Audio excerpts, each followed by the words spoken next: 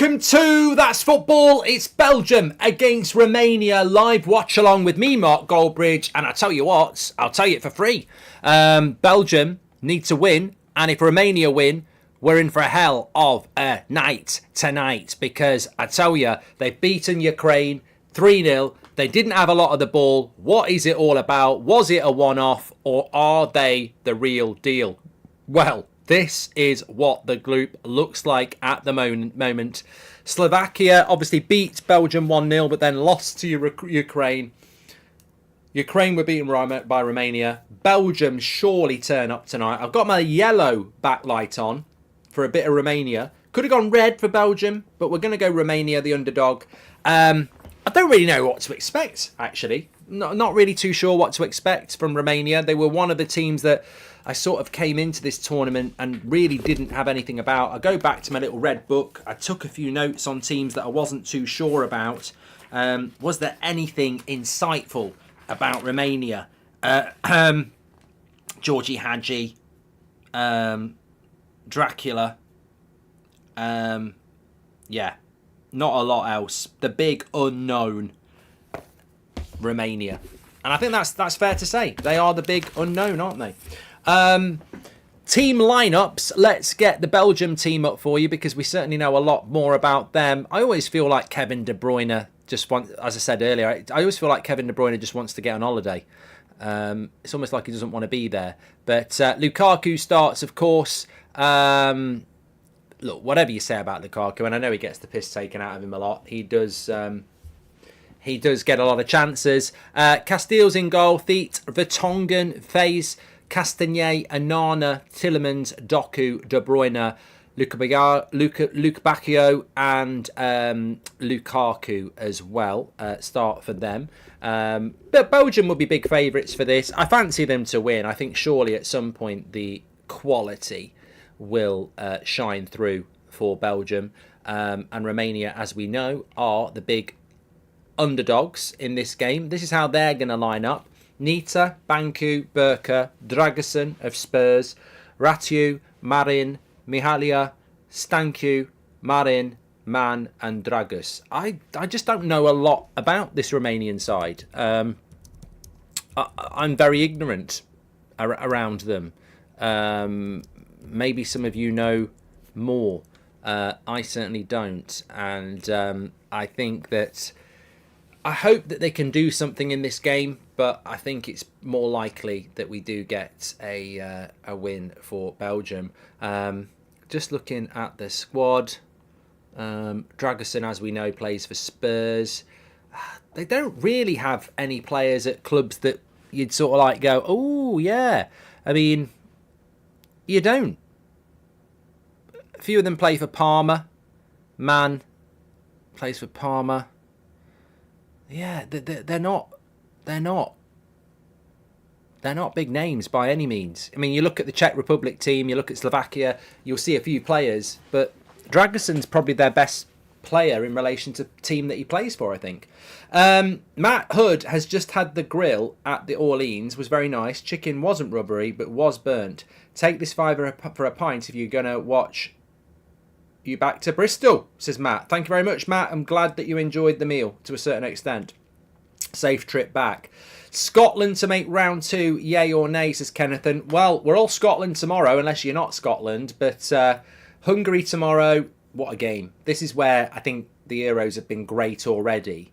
But I think tomorrow night, it really does go up a gear, doesn't it? It basically becomes knockout football tomorrow, even though it's the third game of the group stage. And I think there's some cracking games in the third round of the fixtures when you look at it.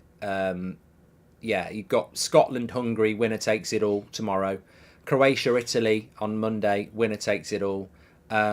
Netherlands-Austria, England-Slovenia. Yeah, every group's got something on it. In fact, I think the only team is Germany and Portugal, which are pretty much through and top, aren't they? Who have you got winning this? I'm going to go Belgium.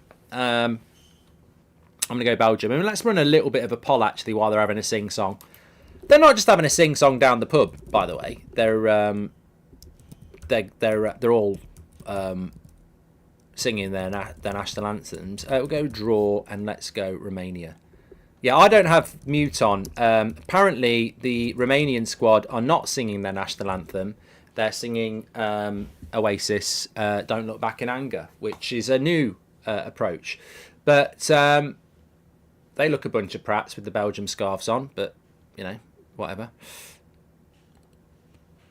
Fingers crossed, FaZe will show his goal-scoring prowess again like he did for Liverpool, says Super Sub. Have you had a wee, Mark? I feel your pain, brother. That was the other day, Oddie. I'm not. There's no drink. There's no alcohol passing my lips. I'm not drinking tonight or tomorrow or Monday. I probably won't have a drink until Tuesday for England now. I've had enough the last couple of days. You need to recharge your liver. Okay, thanks everyone for tuning in. The real ones. Yeah, I noticed how it works. England games, we've got about 40,000. Ukraine against Slovakia, we've got about 2.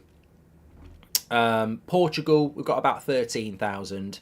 And, you know, France, and a decent team, probably about 20,000. Some of you are hipsters, some of you are real, and some of you are you know, I'll just pick and choose. But the real ones are here tonight, and you're very, very welcome. Matthew says, can we say hi to Seb? You missed him. He was on the United Stand. You see, this is why you need to watch both my channels. He had a cameo on the United Stand. He's gone to bed now. GP says, your Southgate rant upset a lot of gates. It definitely did. They're not happy.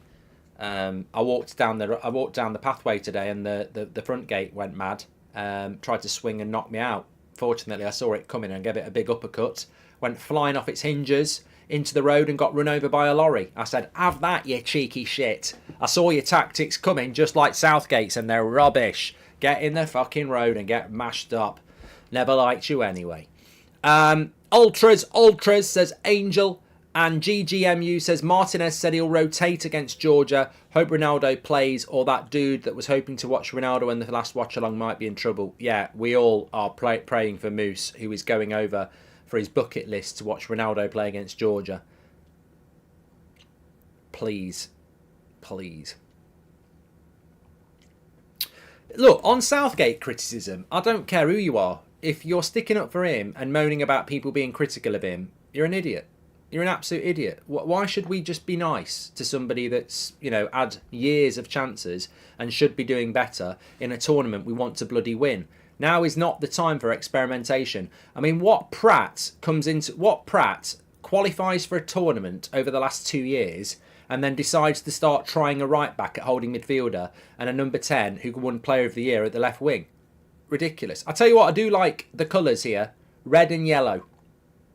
Romania. And again, can we just give a massive shout out to these Euros? The weather, look, the Germans are efficient, but they can't control the weather. But it's another sunny evening in Germany in another packed out stadia that is vibrant with colour as Romania look to do the impossible and knock Belgium out of the Euros. Gareth Gates would do a better job at managing England, says Aaron. Whatever happened to him? Probably doing musicals now. But De Bruyne is on it straight away in that number 10 position he loves. He tries to slip Lukaku in, but Romania do their job. I can't see Romania getting anything here. I just don't think they've got the players. I really don't think they've got the players. But, you know. Come on, Romania, says Top G. They've started off tenacious, and Lukaku is in early doors. It's looking dangerous already for Romania. Doku. Lovely play. Lays it off. Goal. They've started absolutely on the front foot. They're bouncing off each other. 1-0 already. It's not been a good start. And you know what? I've played the game. I've watched the game. And you could sense that was going to happen. You could sense a big chance was going to happen. Romania just looked a little bit off it. And Doku holds it up. Lukaku should not receive that pass anyway. He logs it off to Tielemans and he hits it low. And it is 1-0. Is this the night that Belgium arrive in this tournament? Well, they've got their first goal. And it's 1-0. I miss my friend from Romania. We had a blast, says Rub. Why no drinks tonight? Dimitri says, would you rather win a World Cup or the Champions League? I'd rather win the Champions League with Man United again, yeah. Can Romania get back into it, Mark? Well, they're basically starting the game 1-0 down here. But what they did do against Ukraine is show their ability to score goals. PM says, if England face Austria in the next round, they are out. Rangnick ball reigns supreme and everyone in Manchester will eat their words about Ralph, says PM. 1-0 already, yeah. Regardless of what happens at the Euros, get Southgate out. I'm tired of him, says Goliath. 6 years, too long. I will not defend trash. Get him out, says Goliath. Corner to Romania here. You know what? Look, everybody's entitled to change their opinions, but what I find rich and what I find hard to swallow is that I and many other England fans have expressed these concerns for years. Russia, we were talking about it. The Euros, qualifiers. We've been talking about this at the World Cup. We've been talking about it for years. And throughout that time, you'd always get these ex-players and pundits going, oh, Gareth. And then now, after 6 years of this shit, they're all going, I think he needs to make changes. You know, he's doing his best, but I think you know, they're just so slow because, unfortunately, nepotism reigns supreme in football and media. And it's all about mates rates and relationships. Oh, header for Romania onto the bar. This game started good. Goliath says, regardless of what happens at the Euros, get Southgate out. Yep, I've read that twice. I'm drawn to it. Another corner for Romania. They've responded quite well to going 1-0 down. They've been on the front foot, which, you know, shows that they're here to have a go. Another short corner. And they'll pick up the second ball.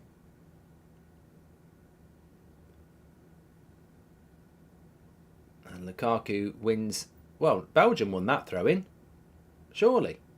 According to Fabrizio Romano, says Howder, both camps of Arsenal and Liverpool have been in contact with Nico Williams. Who do you think will get him? And do you think Slot has pull?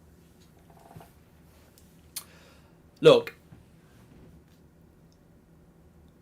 I don't want him going to either of those clubs because they're rivals, but I do a lot of watch-alongs for the Premier League on this channel. As a pure football fan, I think bringing a player like that to the Premier League would be nice. Obviously, Mbappe's going to La Liga. Elise's going to the Bundesliga. So I would like to see the Premier League bring in some talent this year. Hopefully most of it coming to Old Trafford, but I would like to see some good imports coming in because I think the Premier League fell off a little bit last year in more ways than one. Nice ball down the channel to Lukaku. He's having a good game so far. I mean, he's an absolute beast, isn't he, Lukaku? There's no doubt about that. When he's on it, he's a tricky customer to deal with. How old is he now? I would guess that Romelu Lukaku is 31. Oh, give me the points. I'll take the speedboat. Jamming. We're jamming.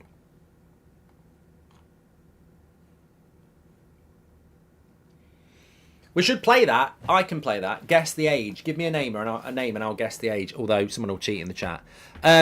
Super Sub says, I see Eddie Howe next England boss after the Euros. You won't see a foreign manager soon. It's sad you have such a talented team, but no one. Super Sub, there's no way England will get Eddie Howe. He won't leave Newcastle.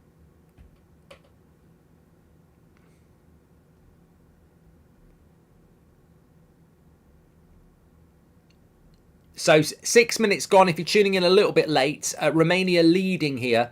Early goal from Tillemans, laid off by Lukaku. They started off really, really, really energetic, Belgium. They needed to after their opening game. Do we think Belgium could do anything in this tournament, Mark? Look, people will look at Belgium over the last 12 years and say they are a bunch of bottlers who had a golden generation of their own. There was a time where Belgium really, on paper, looked absolutely brilliant, probably about 10 years ago, and they bottled it every time. Losing your first game, Argentina lost their first game. So if Belgium click, they're capable of going quarterfinals, maybe semi-finals. I wouldn't say they're capable of winning it, but they're certainly, if they can, I think that in this tournament, it's about balance.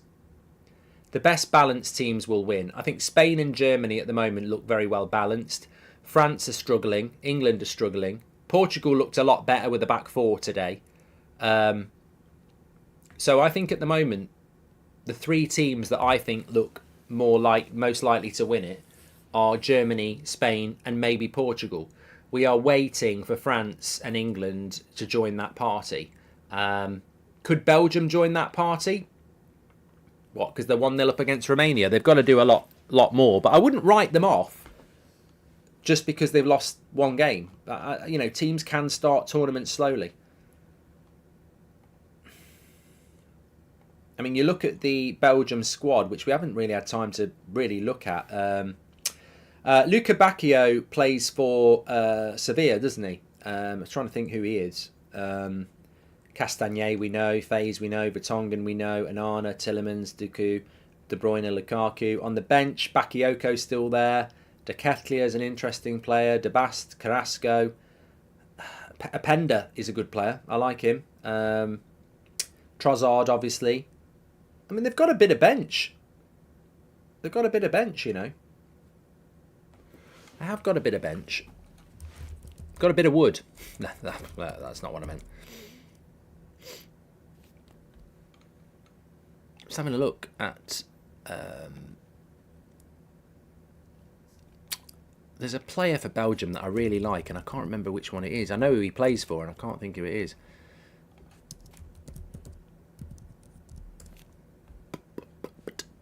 No, it's not him. Who would it be?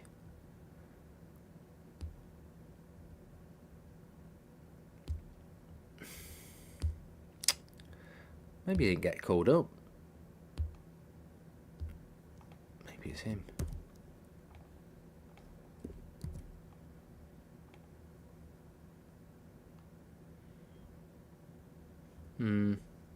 Don't know.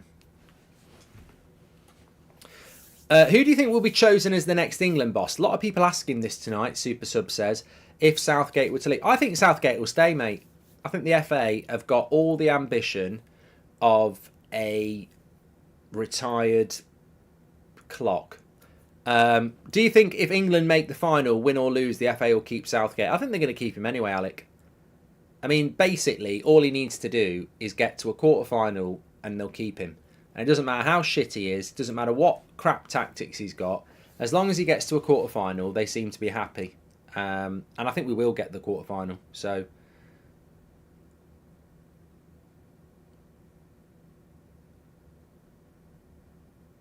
Romania just need to be careful here, because if Belgium get another one, it's going to be a very long night.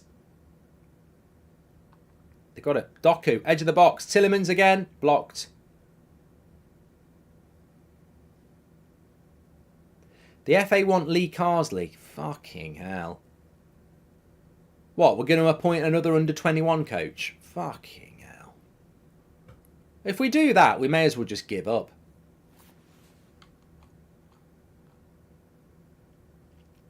What if Southgate walks, says Oliver? If Southgate walks, then he may as well keep walking on coastal walks, because that's all he'll be doing with his time. He'll never get a decent job in football again. He's one of the luckiest guys in the world that he got the England job. No respectable club is going to go anywhere near him. His football's shite.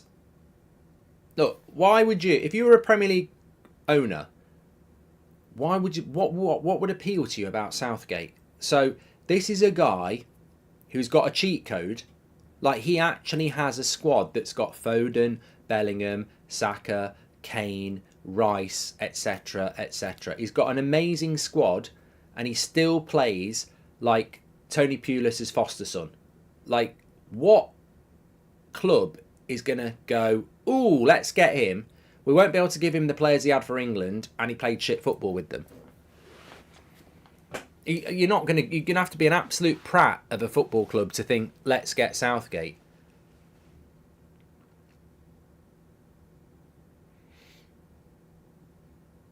Belgium in the box again. Romania clear it, but it's going to come back.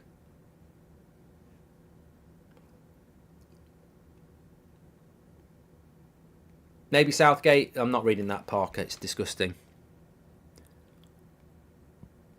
Super Sub says, so then who do you think will be the chosen England boss? Yeah, I think he'll stay. Will we ever see you on a Luke Pingu quiz, Mark? Says Charlie. Don't even know what it is. What's your opinion on the English referees so far, Hull's? Absolute shite. Goliath says, no, he doesn't need to make changes. He needs to go. Even if we somehow bullshit and win the Euros, it's boring. Get him out.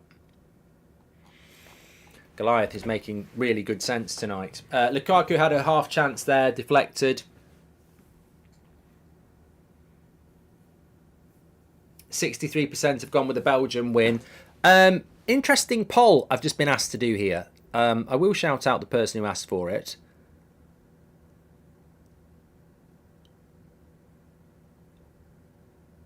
No, I won't. It's whizzed by. Somebody said, Jem says, be steady talking about Southgate. His family will form a riot. Well, as I said on the show the other night, someone who I know in the industry got a message from a family member calling me a cunt because I'd been critical of his...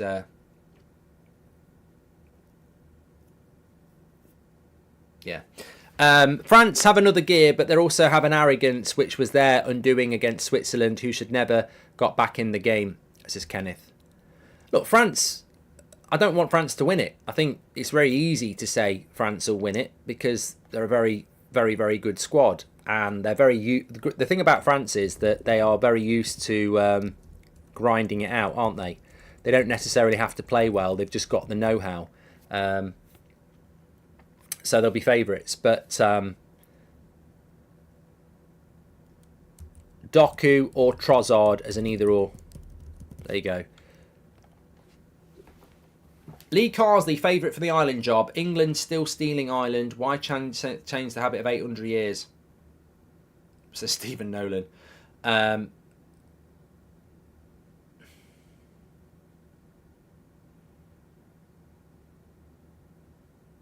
Oh, he trod on the Romanian's foot.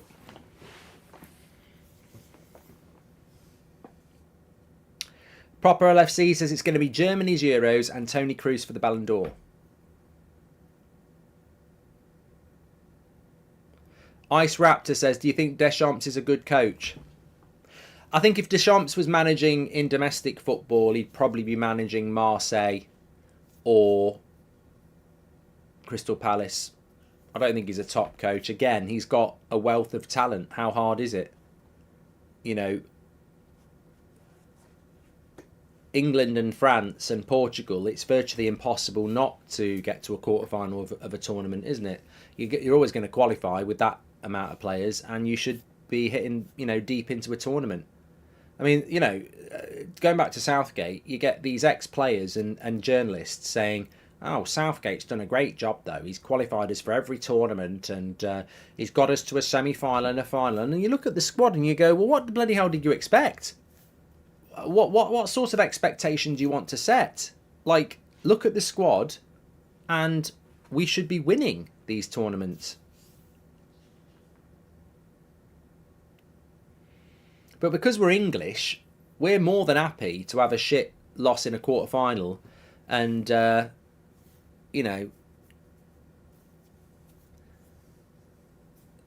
have a pot noodle and a wank to the fact that we can sing some songs about nearly being there. There's no winning mentality. Goliath says Southgate couldn't manage a McDonald's at 4 a.m. on a Wednesday night. It's pragmatic, slow crap. 6 years of missionary, no more, get gone. I'll tell you what. You say McDonald's at 4 a.m. on a Wednesday night. I was in a Manchester McDonald's at 2 a.m. on a Monday night. It was absolutely buzzing. Rammed. Belgium are wave after wave at the moment. Romania really struggling to get out of their own half.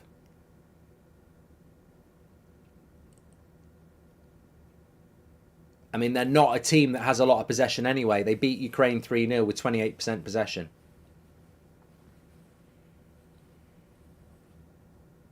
Would you take Deschamps or Southgate for England? Oh, no, look. Deschamps is a way better coach than Southgate. There's no doubt about that. And I agree with AL171B, who says Southgate's had years to prepare for this, but perhaps a year to finalise the team and work on tactics. He seems to have got it all wrong. Yeah, here's De Bruyne. This should be a goal. Passes it. He'll score from there. Oh, great save by the keeper. It wasn't De Bruyne with the shot. It was Luke Bacchio. And he hit it well. On his left foot, he bends it.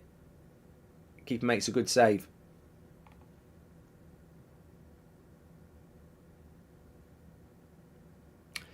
Yeah, but as I was saying, he makes a great point. Like, we've been building for these Euros for at least 18 months. Oh, Vertonghen just over the bar as well from the corner.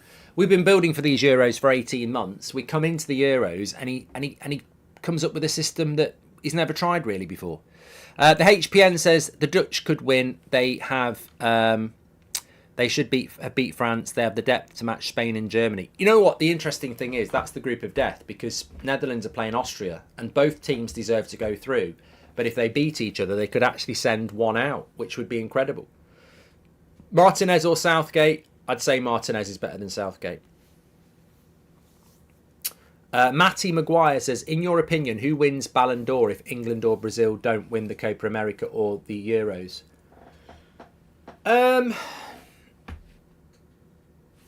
It's a good question. I was going to... Oh, let me just check something.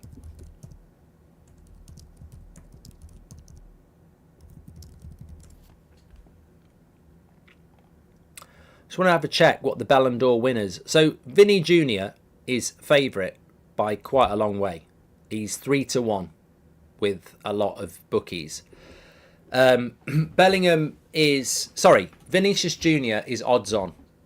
He's odds on. He's like literally the favourite. Then you've got Bellingham at 3-1 and Kroos at 9-1 and Mbappe's 11-1.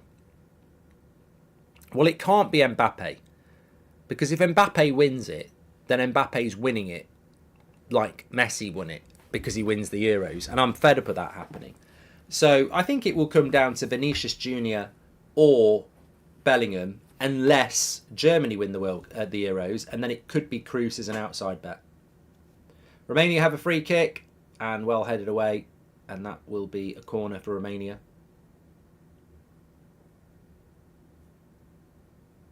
So I'd say Vinicius Jr. is going to win it. Bellingham's got a chance if we win the Euros. But I'd say it's definitely going to be a Milan player. Madrid player. Oh my God, that's wild. Wild shot over the bar from Romania.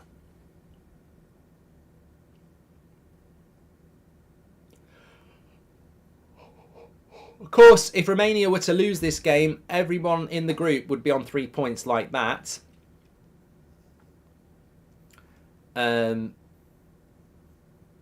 Which would make it very interesting for the last games.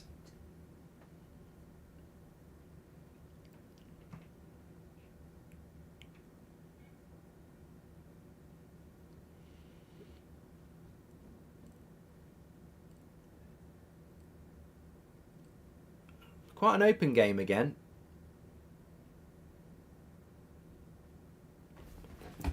I do think the football's been really good in this Euros. I know we had a 0-0 last night, but in general, I think most games, apart from Portugal, Slovakia, and everything England have done, I I think most games have been really, really open.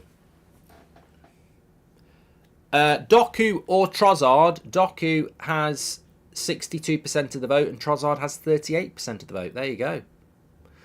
Don't know where all the Arsenal fans are. Paul Potter or Pochettino for England manager, says Tom. Well, I will, but it's a freebie that, mate, because I guarantee you this is going to be an absolute waste of time.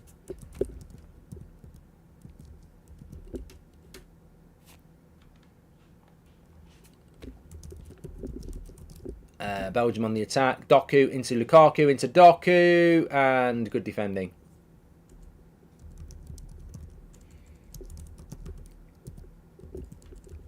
Who was it? Potter or Poch? There we go. That's been done for you, Tom.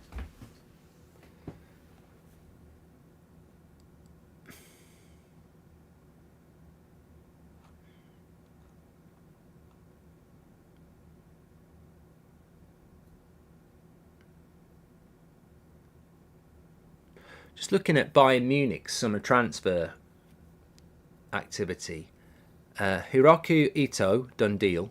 Elise, transfer in the final phase. Paulinho, third offer. Kalanoglu, Xavi Simons, negotiations, and Jonathan Tah. Not messing about. I think that's the thing about Bayern Munich, though, isn't it? I mean,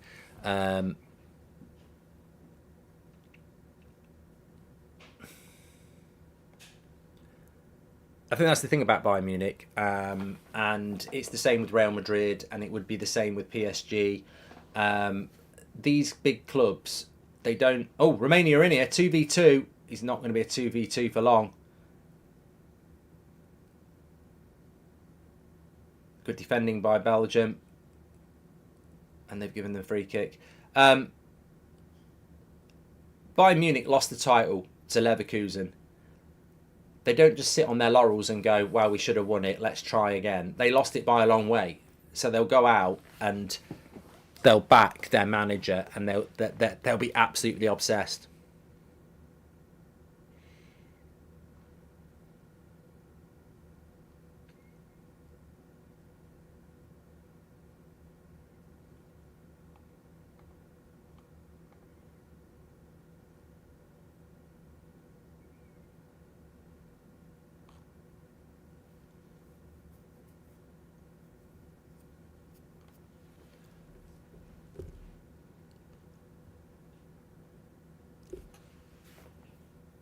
Yeah, Liam's right. Bayern finished third. They need to freshen. Guess the age of David Jason, says Kenneth. I would say 89.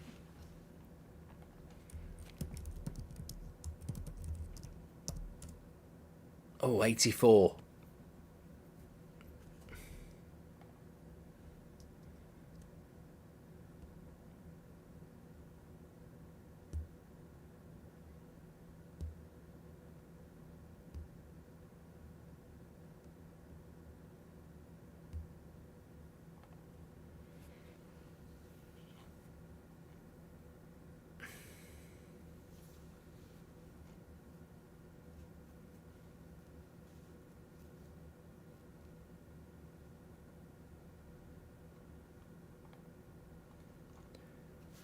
Can we get an early Premier League predictions for next season? Top 6 and bottom 3.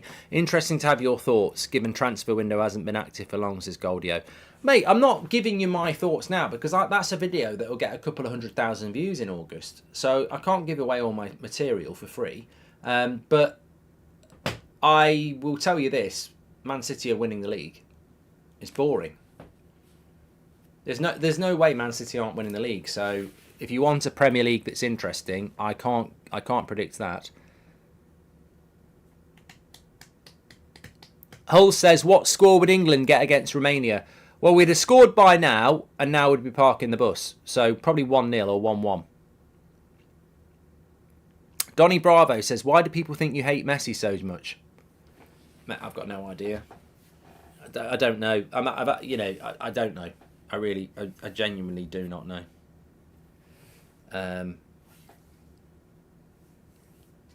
I've never not said I like Messi, so I don't know.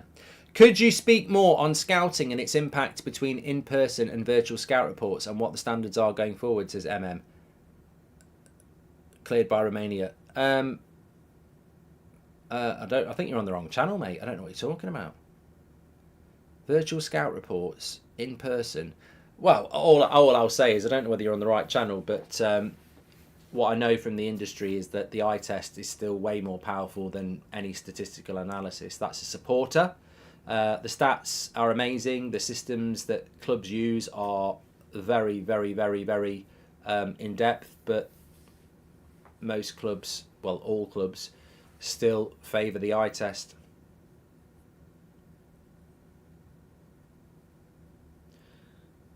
The poll is quite close on next England manager. Poch 53% and Potter 47%.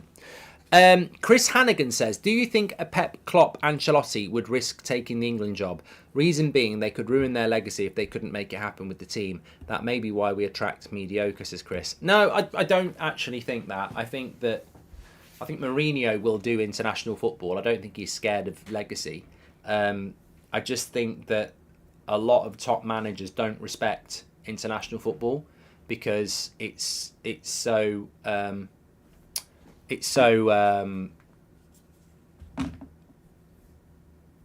slow. And I'm not just talking about the actual, I mean, like, you know, you don't have your team together for 3 months and then there's a tournament every 2 years. And I just think they miss the day-to-day running of a football club. And I think people like Pep and Jose and maybe Klopp would see it as a retirement job. I think many top managers see international football as a part-time job, and that is why at some point I think Mourinho will do it. I don't know whether Pep will. I think Mourinho will do it at some point, but it'll be at the end of his career. Because it is part-time, isn't it? You know, you spend a lot of time watching football, but you don't spend a lot of time actually coaching. And if you're somebody that likes coaching and that, then it's a very different job. Can we get... Yeah, I've done that one from Goldio.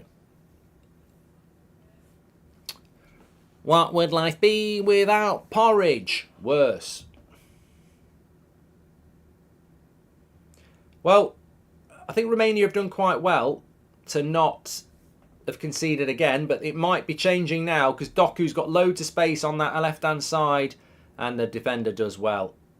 Corner. Goldio says, could managers do club and country like in career mode?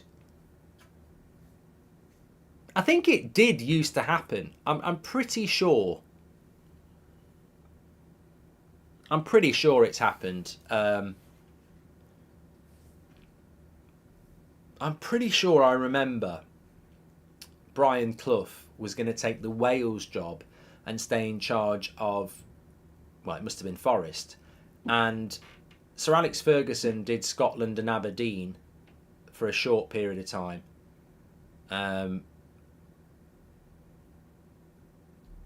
It doesn't happen now because it wouldn't happen now, but I think it did used to happen a bit in the olden days.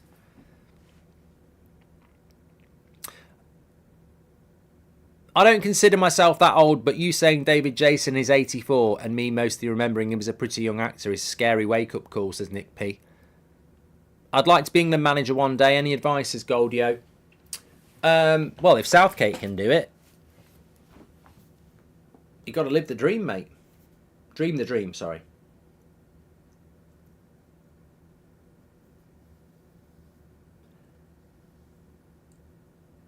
Oddigrass says say that to Rangnick, Mark.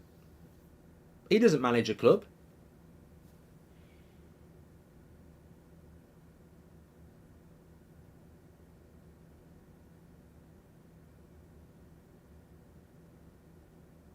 Oh, lovely spin. Good tackle though by FaZe. I tell you what, credit to Romania. They're not playing defensive football, which is why it's been quite a good game to watch. It's quite open. It's a bit like Turkey earlier on.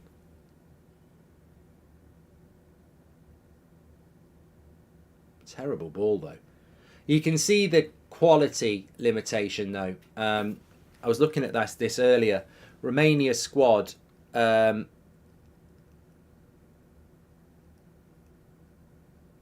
a goalkeeper that plays for Atletico Madrid. A defender plays for Palermo, Rayo Vallecano, obviously Dragosin Spurs, and then most of it is like Empoli, Parma, Pizza, and then Romanian clubs. There's just not really any stars in this team.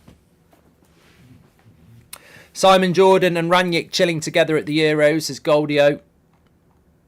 Yeah, I wonder what Simon Jordan said about Ranić at the time, though. I guarantee he wasn't saying nice things. Not pizza, pizza. I'm hungry. Please do subscribe, by the way. Bottom right-hand corner, we've got nearly 10,000 legends watching this game. Bottom right-hand corner to subscribe. Been a good game, but obviously that early goal for Belgium has given them some breathing space. And they are the team in the ascendancy, 70% possession, which is what we would have expected even at 0-0. Romania beat Ukraine with 28% possession, 3-0. So it's not, Romania very much are about the counter. But Belgium need the win. I think the important thing for Romania is, even if they lose, is to keep the score down, because they're still top on goal difference, even though they're losing 1-0.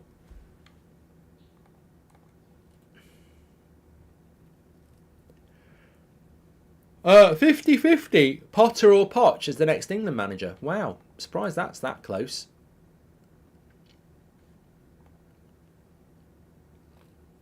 What are you doing later, Mark? I'm not going out with you. That's probably not what they meant. I will watch a film later. I'm thinking about, there's a film, there are certain films I like to watch at certain times of the year. And I'm sort of thinking of watching The American with George Clooney, which I haven't seen for ages, but I quite like watching it in the summer.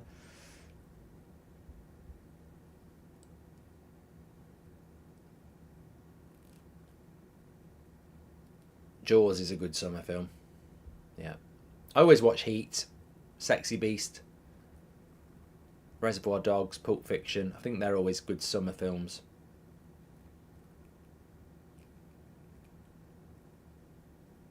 I've never watched Kill Bill. Tokyo Vice is a great show, says J Webb. Didn't they cancel that? American Pie is a good summer film. Yeah. And Ryan says watch a comedy, so there you go. The Dark Knight. Yeah, I find Batman's a good summer series as well.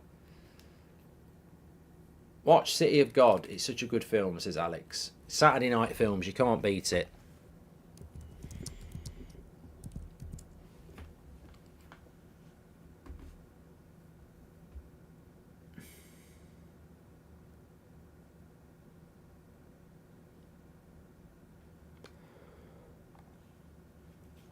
Top 3 international cities you want to visit, Mark, says Goldio. New York, New Jersey, and New Mexico.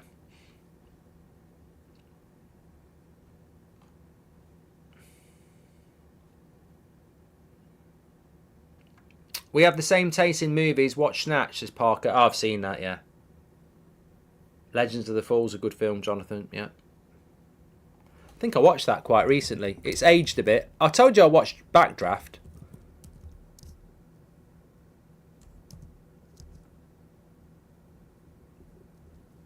It was so weird. I watched Backdraft, right, a couple of nights ago. And while I was watching it, I was thinking, how many of these people are dead? And I think there was Scott Glenn. I thought he must be dead, and he's not. And then Donald Sutherland. And I checked, and he wasn't dead. And the next day, he died. And it was almost like he was waiting for me to watch Backdraft again, and then he died happy. But yeah, Backdraft was an interesting film.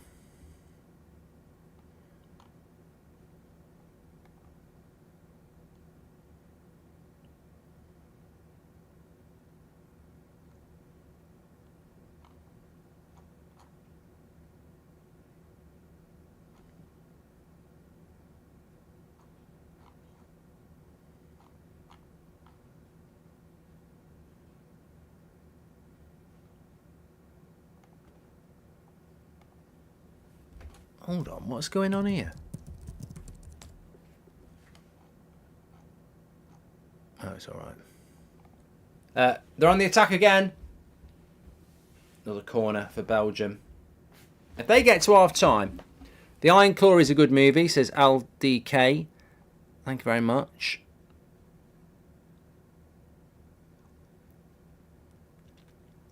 Bloodsport with Jean-Claude Van Damme. It's a long time since I watched that deep. The polls are getting closer, says Marcus, because they're good polls. That's why. We all like a good poll, don't we?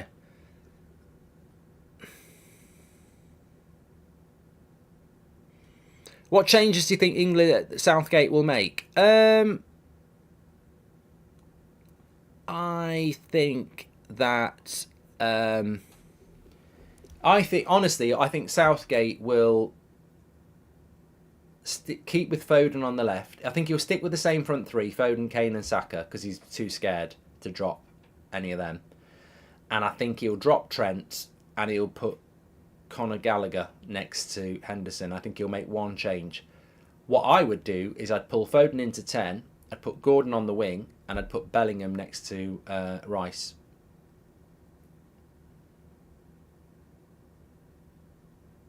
Oh, go on. Oh, he's so close to being in there. The Romanian striker. Keeper does well. He's so close, though.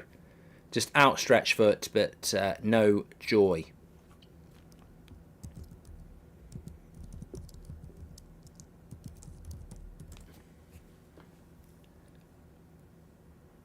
I've got to say, I'm loving the thumbnails that we've got for the Euros. I don't think I've said it before. The lads in the background doing a great job, and the girls. But it's a fantastic. I really like the thumbnails. I mean, they're always good, but they do look very good. I'm really loving the player, especially the player detail. Very good. Well done.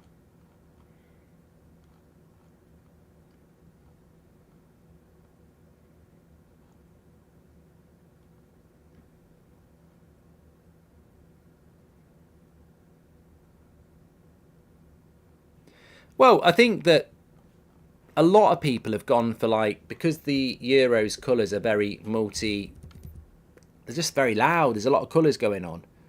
I quite like ours. That's all I'm going to say. Do you prefer sorry, I'll catch up on some of these super chats in a minute. Belgium just knocking it around.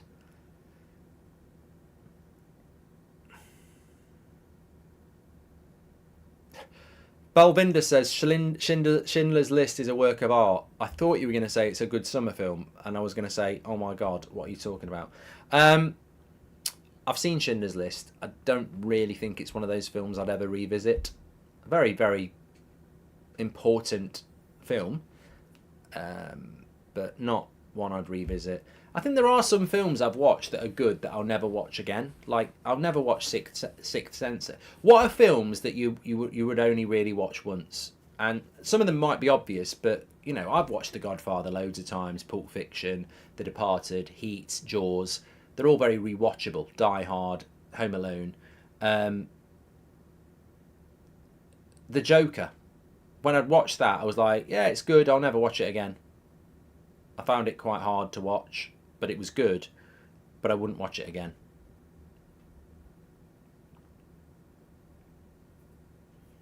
Sorry, weird. What's thoughts on spot popping, says Matthew.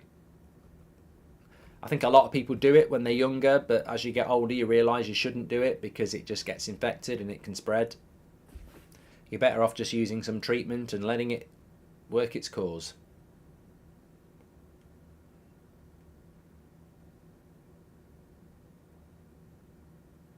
I still get the odd one now. At my age, it's ridiculous.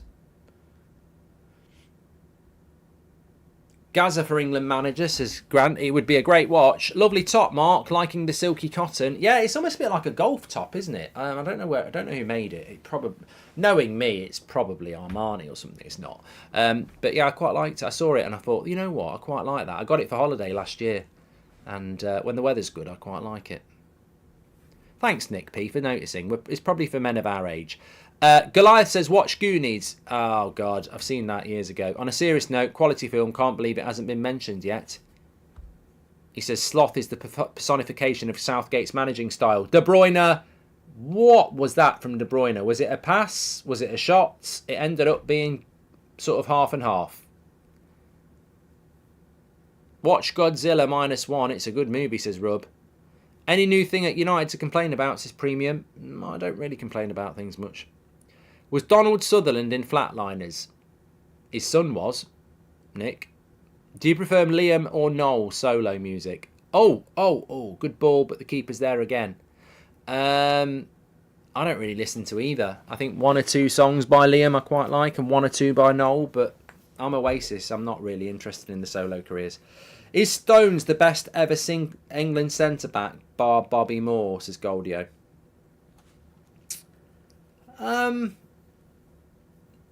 No, I just think that's recency bias. I mean, John Stones is a very good centre-back, there's no doubt about it. But of his time, I mean, you look at Des Walker in Italia 90, of his time, he was probably the best centre-back in the world. That's why he went to...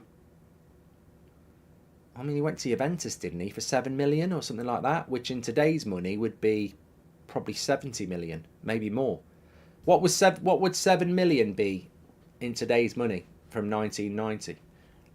Tony Adams was a very good centre-back of his time. I mean, I don't think either of them would work in the modern game. Walker was very, very quick, but not that great on the ball.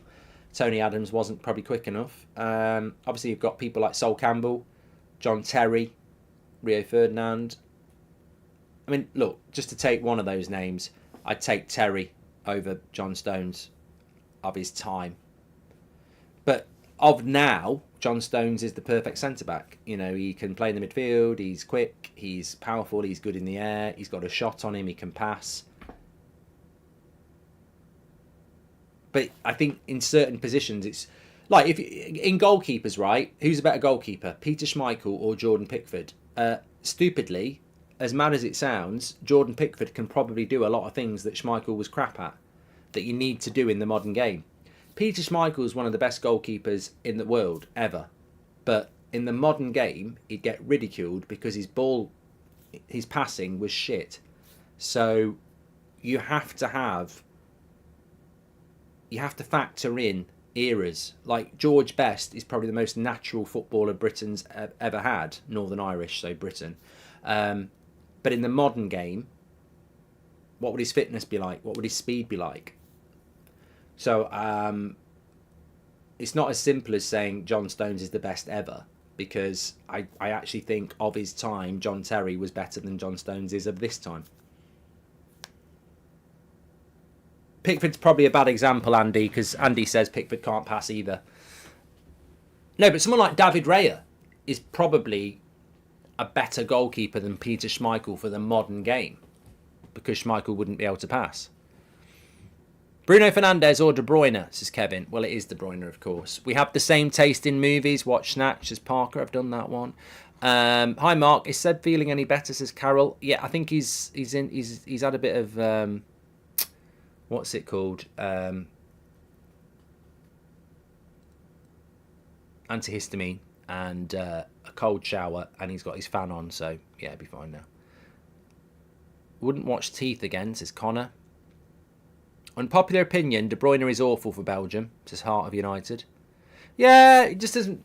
I don't know what it is about De Bruyne. I mean, I don't watch Belgium other than in major tournaments, so in fairness, we probably only watch about 10% of his games, but in tournament, De Bruyne, I don't know, there seems to be a bit of a lack of focus. Edge of Tomorrow was a great sci-fi film. Oh, I've never watched this film, and I never will watch this film, but it popped up on Instagram Reels or something like that. And I was like, what the fuck's that? And I looked at the comments, and they said the name of the film, so I looked it up. Oh my God. I'd never watch it. Some of you lot will have watched it. I don't like horror films, so I'm not, you know...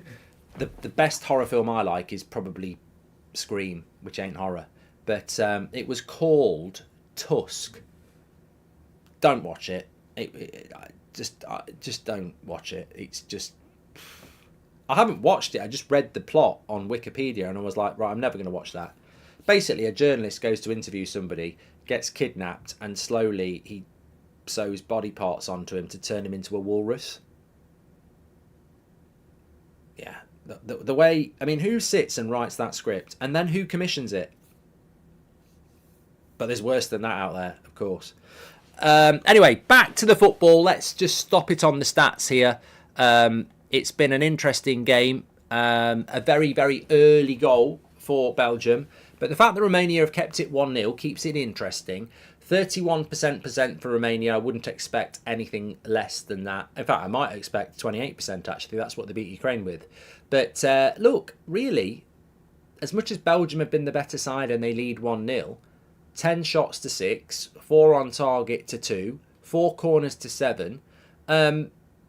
Romania have somehow managed to keep themselves competitively in the game, despite Belgium being the better side. So what Romania will be looking to do in the second half is, you know, can we make one of these opportunities count and get back into the game and cause Belgium to panic a little bit? Because while they haven't got that second goal, there is always a chance. One thing, just answer me this in the chat. What is the Belgium's national coach? Tedesco. Is that right?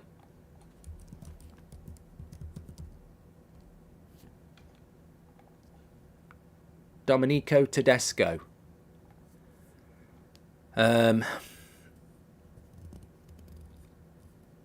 Formerly of Spartak Moscow and Leipzig.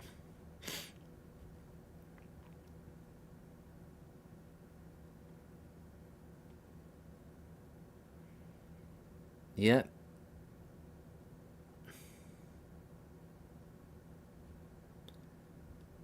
Don't think he's ever played the game.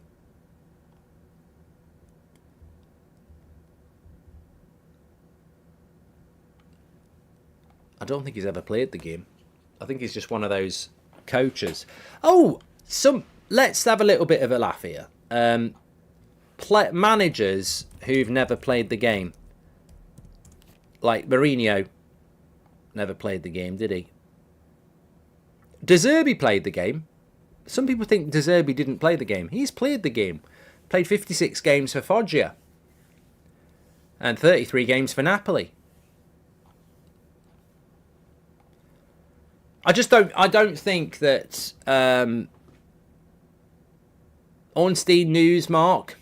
Ornstein David News, Mark. Let me have a look.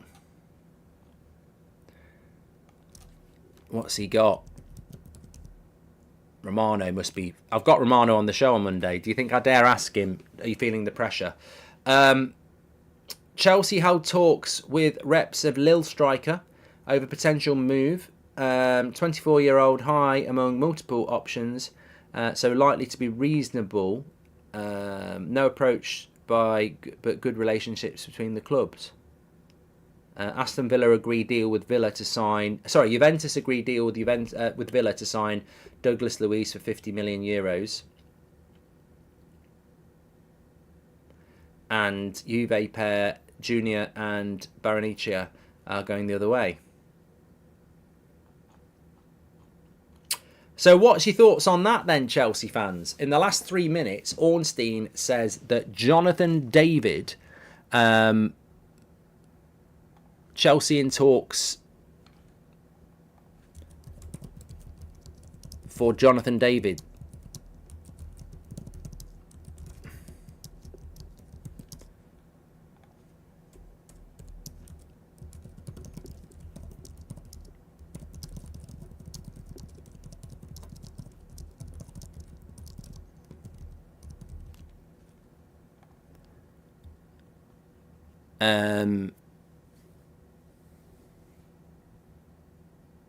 He's high among multiple Chelsea options. Contract runs out in 2025, so reasonable. I think it's an interesting deal. Look, the reason I know a lot about Jonathan David is because he's been linked to Manchester United quite a lot over the years, and I mentioned him on the United stand about 3 months ago as a player that would be... I wonder if I've still got it, actually. Let me see if I've got it, because it's always nice to put something visual up. There you go. So I put this up on the United stand in March, and it's our hotter meter. It's only for the United stand. It wouldn't work on here. So basically, it's the top 7 players based on how hot we think they are at the moment. So the most likely signings back in March for United, which is very difficult to do because obviously the transfer window is not even open. And back in March, we had Elise as a 7, Tadibo, Branthwaite, Frimpong, Edison. And I had Jonathan David as a 3 because I was like, well, you know, he's only got 1 year left on his contract. We're looking for a striker. And he seems to have been around for a long time, but he's still under 25. He's very used to playing up front on his own. He does it for Canada, of course. The only thing about Jonathan David is I think he's 5'10", which, you know, what does that mean? Martinez is 5'9", and he's a centre back, but he's not. You know, most people want a striker who's 6 foot, don't they? So. But I think that's an interesting one for Chelsea. I mean, the profile of him might be a bit similar to Jackson, if I'm being completely honest. You want something a bit different or similar. But Chelsea clearly don't have the money to go and get Victor Osimhen. So they've got to go for something else, haven't they? So Jonathan David for Chelsea. They've also been linked to that Bayer guy, who I quite like at Hoffenheim. He's better than other names which have been mentioned, says Blues enthusiast. Thank you very much for your super chat, mate. Doku is cooking us, says Romania GD. And if Man United get Southgate as manager, I'm having a couple of years out of football. We're not going to get him, AJ. He's ruined that. In fact, ever since Southgate's been linked to the England job, ever since Southgate's been linked to the United job, have you noticed what happened? He got linked to the United job in the March international break. He proceeded to lose 2 games. Was it Brazil and... Oh, maybe we drew the other one, but we played absolute shite. He lost to Iceland, and he's been shit in the Euros. So ever since he's been linked to United, he's absolutely fucked it up. He really has, hasn't he? So I wouldn't be too worried about that, really. Have you seen Baby Reindeer? Yeah, I have. It was a bit uncomfortable, wasn't it? Really. Bit weird. It was one of the things I felt I had to watch, and I had to watch it all the way to the end, but it was a little bit weird. Osimhen. I don't know what Osimhen's doing, you know. I'm sure he said in February that he'd made his mind up what he was doing, and I thought he was going to go to Saudi. But maybe there's something... I mean, it's just gone very, very quickly. Very, very, very, very quiet on him. I think the problem with Osimhen is that he didn't have an amazing season last year for Napoli. He was obviously hotter than the sun when Napoli won the league a year ago.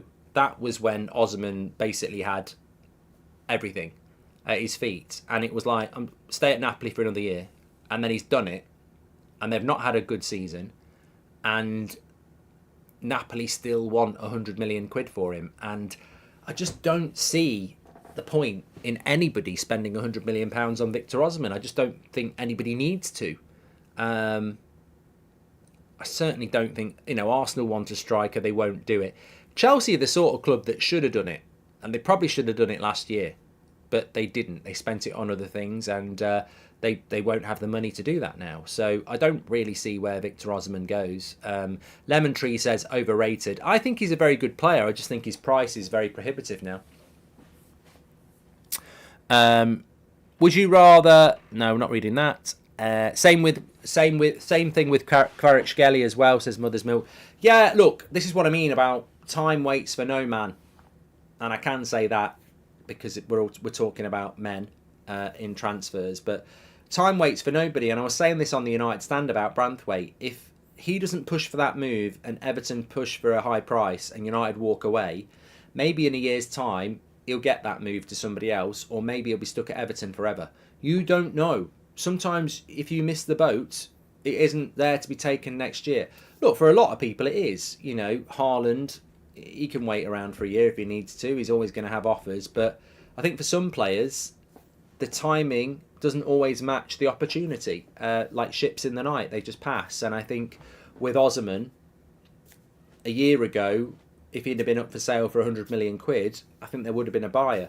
But now, I don't think that buyer's there at the moment, and he's probably ready to go, and Napoli are ready to sell him, but the opportunities just aren't there. There's plenty of people who want him and want a striker, but not at that price. And you know, you look at other clubs. Bayern Munich don't need him; they've got Kane. Real Madrid and Barcelona don't need him or can't afford him. No Premier League club can afford him. His only option's PSG, but I wouldn't advise PSG to do that deal. I don't think that's a good deal for PSG. I really don't. They might do it, but I don't think an out-and-out striker for PSG is what they need. For 100 million quid, I think they need Marcus Rashford, to be honest. And I'm not just saying that. I actually think Marcus Rashford at a new club like PSG would be it would work really well. Maybe they'll go for Leao, but I think that's what they need. I think they need a winger. Woo! England are playing on Tuesday, and it's going to be 24 degrees at 1 o'clock, clear sun. Hot, hot, hot. And England are playing on the evening. Love that. Love that. In fact, it's going to be quite hot in the UK this week. 26 degrees on Monday. 26 degrees on Tuesday. 25 degrees on Wednesday. Bit of rain on Thursday. Friday, bit of rain.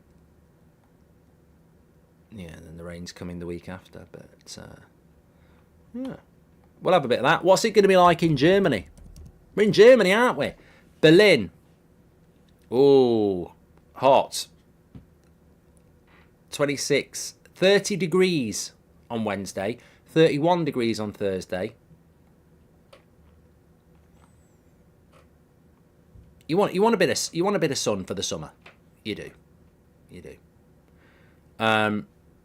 24 degrees is not hot, says Johnny. It is in the UK, mate. We've had a really dodgy summer so far. A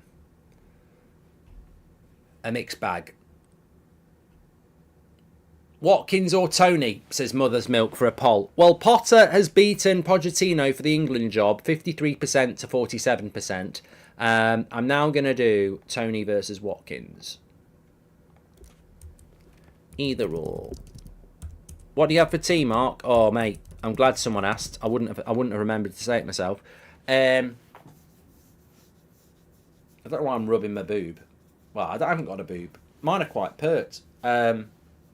It's this top, like Nick P says, because it's quite shiny. It's quite nice to rub around your chest. It's my chest. It's not assault. Lasagna. The king of kings. Yes. And I didn't make it. And I can make a good lasagna. But Mrs. Goldbridge made the lasagna, and she uses different ingredients to me. It's always... I always find cooking better when you haven't made it, unless it's my mate Jim's. He couldn't cook a piece of toast. But it was lovely. Right, we're ready to go for the second half.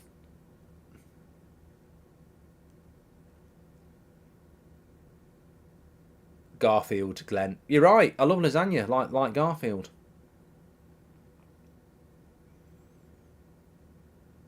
What do you have with your lasagna? I used to have like garlic bread, but I'm off all that shit now. So I just had a salad and some coleslaw. It was very nice. What was the camera doing there? It just shot to a tunnel.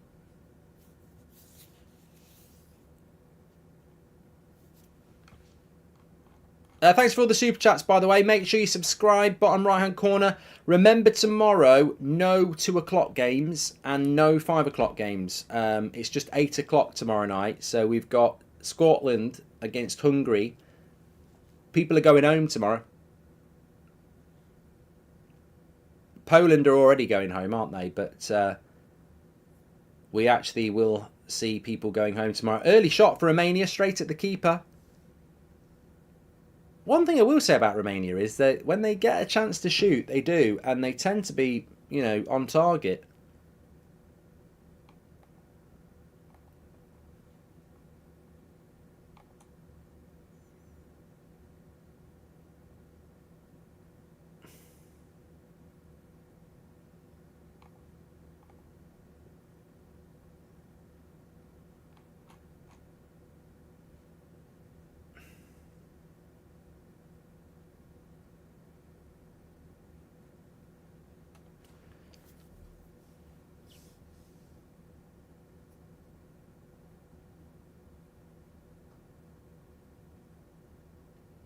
CSH says, I don't remember Lewandowski ever doing anything in tournaments for Poland.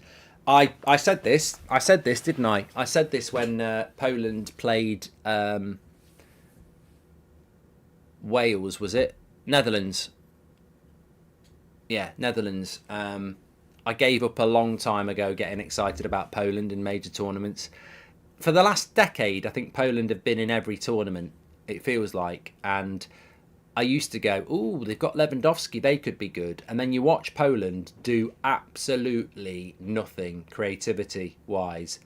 And Lewandowski's just chasing shadows. Oh my God, he's running through one-on-one. He's messed it up. He's messed that up. And fair play to Anana there, because if he chopped him down, it could have been a red. But the Romanian guy, they broke away here in a very good position, and he's just not been able to get to the goal quick enough.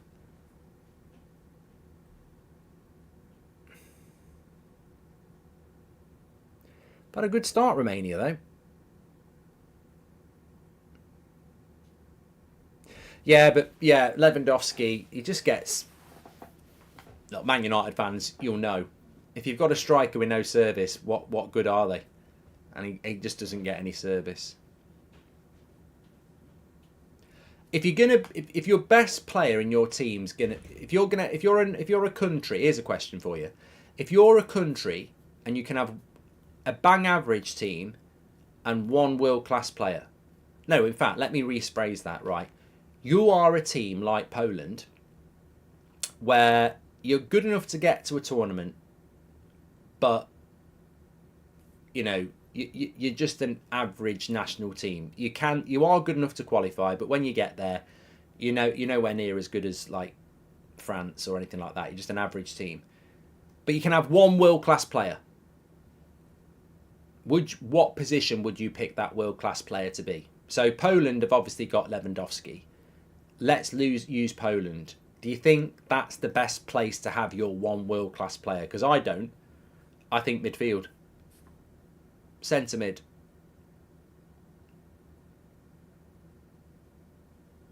Maybe a number 10, but definitely a midfielder. There's just no point in having a world class striker in a team like Poland. Well, obviously there is a point. He's Polish and we live in real life. But if you could pick, I would say a midfielder or a centre attacking midfielder, because you're just involved. You want them in a position where they're involved in the game the most. And if you pick a goalkeeper, all they're going to do... Look at Oblak. Oblak's a good goalkeeper. Does it make any difference? You can't stop the unstoppable. If they're centre-back, again, they're only going to really help you out defensively.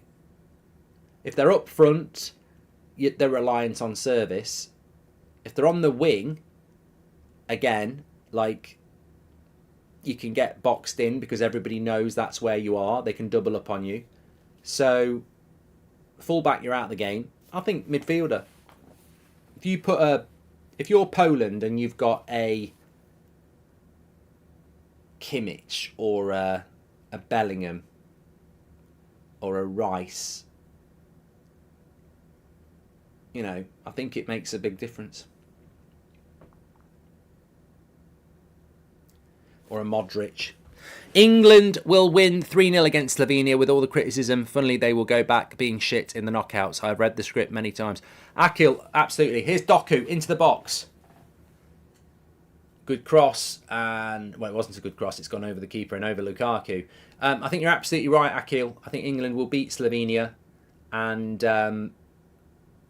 they'll bounce back. I should get clipped up for that little bit about what one world-class player would you put in a Polish side or an average team, because I think it's a really intellectual point that should have been kept for the podcast.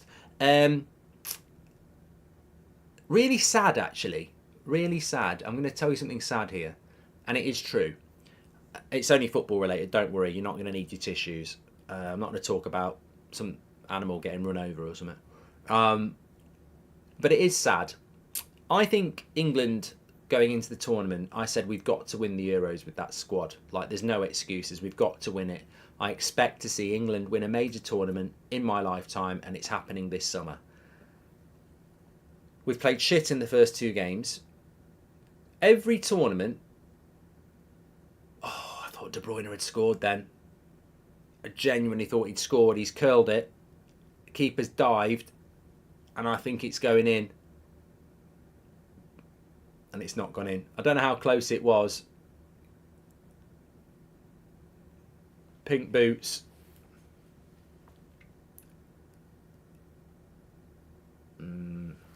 It's not that close, to be fair.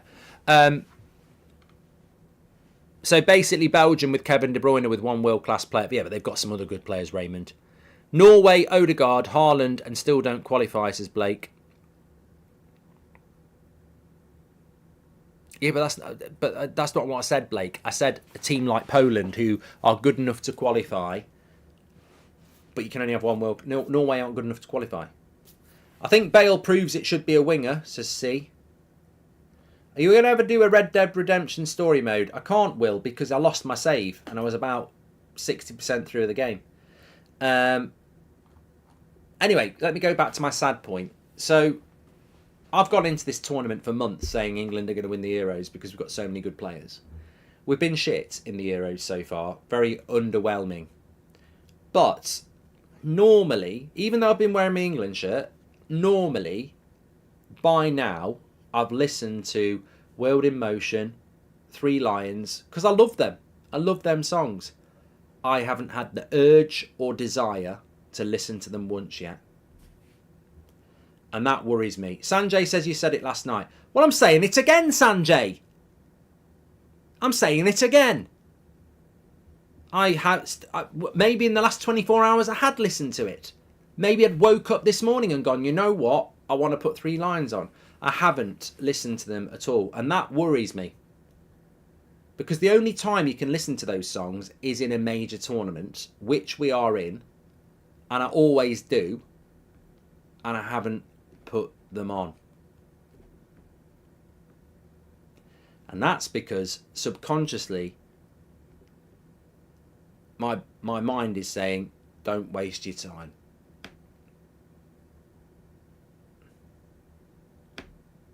But I do agree with Akil. I think on Tuesday, England will win. And then, you know, it will only take a half decent result. And maybe everyone will start singing it. There's hardly any flags as well, says Mick. You know why that is, though? I remember talking to Teddy Sheringham about this. I did a bit with, I think it was Paddy Power back in before the Euros final 3 years ago. And England were in the final, and we were doing a little like 5-minute interview, and I was talking to him about Euro 96, and I just said to him, oh, good shot by De Bruyne, straight at the keeper though. And I said to Sheringham, England were playing in the final, and I said, you know what, this team has done better than you did in Euro 96, but I don't feel anywhere near as excited or attached to this team. Make it make sense. And Sheringham said, it's because of the way they play.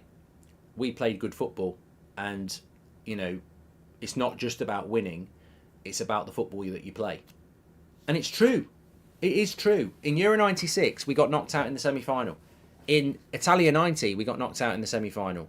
But the nation was more excited because we actually played good football. And that's the problem.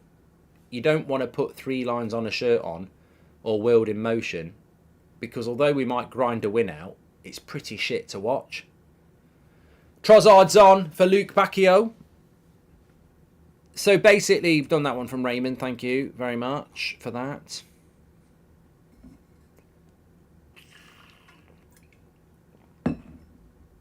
Kevin says that's always a Dutch debate, win or play good. Well, it's not. They're not mutually exclusive, are they? You should be able to do both. I mean, you're not going to play well every game. In Euro 96, I remember it like the back of my hand. We were amazing against Netherlands in the group stage. We were really good against Germany in the semi-final. Scotland was a good game in the group stage.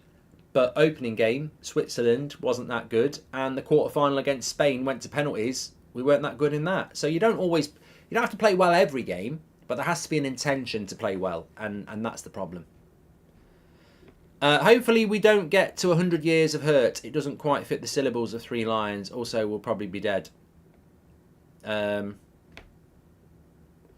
it's 60 years in 2 years' time. So in 42 years, it'll be 100. I don't think I'll see that.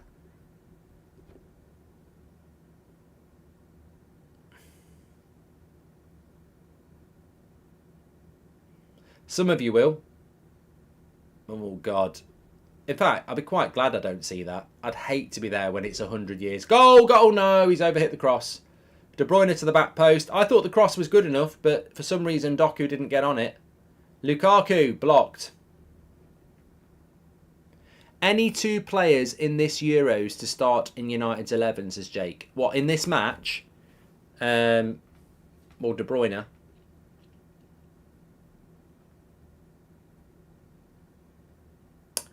De Bruyne and...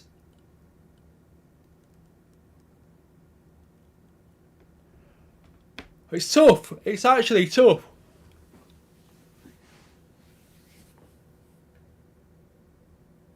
I suppose Doku would start, maybe.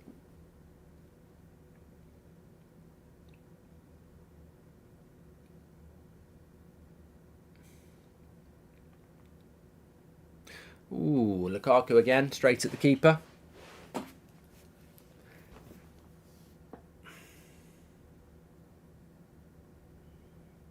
Fans throwing bottles at Doku, says Sal. I saw something, I didn't know what it was. Rub says, have a nice decaf before bed, tasty, or maybe he's having one himself. What a ball. What a ball. Oh, good defending by Vertonghen. Oh, what a ball. He's not happy about it. It was an amazing pass. De Bruyne-esque from Romania.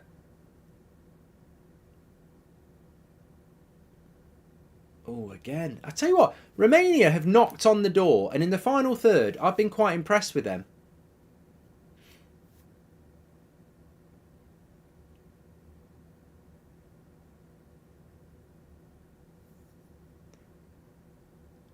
I'm going to have a stretch, everyone.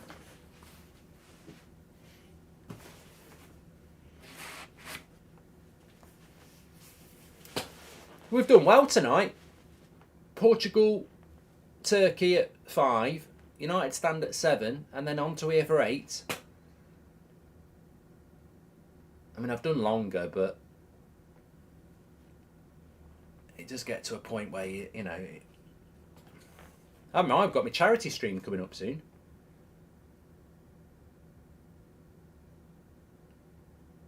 Well, I say soon. It's November. It's not soon, is it?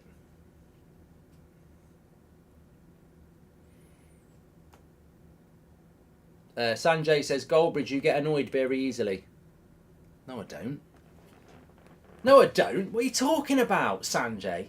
I don't know. You know what it is, Sanjay? I just don't think sarcasm travels. I just don't think some people understand sarcasm. Oh, I tell you what. Look at the chart. 14 shots for Belgium, 9 for Romania. This has been a good game. I know some people are struggling with international tournament fatigue, but Euros fatigue. But it actually has been a good game. It's been very open.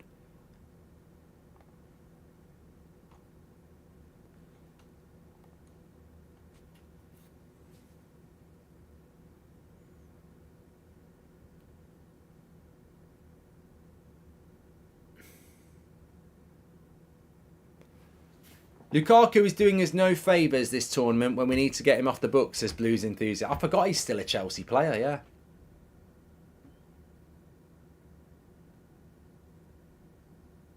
You know what I think about Lukaku? I think he's a bit like... he's a short-term fix.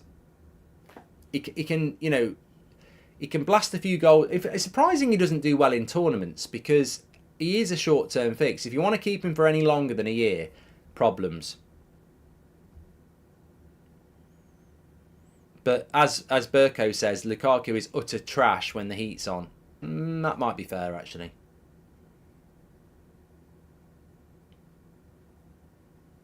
Flat track bully. Overlap, overlap, overlap. Oh, I don't think he's going to get that.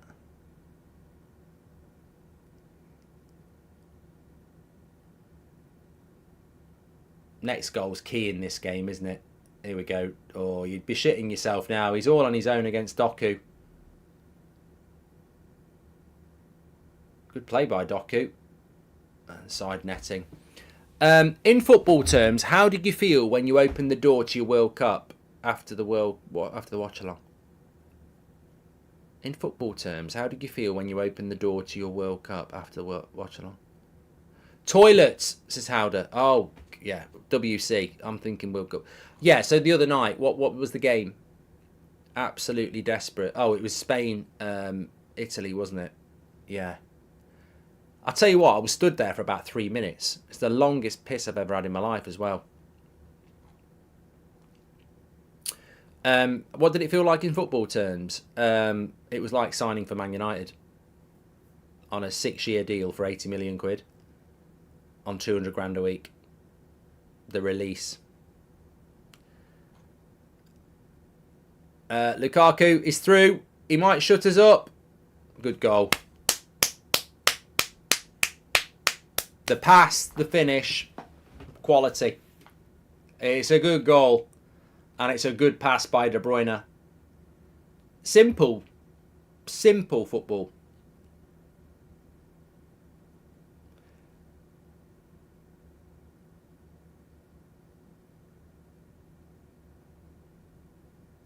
I feel bad for Romania because I just think for a team that doesn't have the sheer quality that Belgium have, they've given a good account of themselves and they have created chances. Belgium have been the better team though. I mean, it's a lovely finish by Lukaku. He's got that in his locker.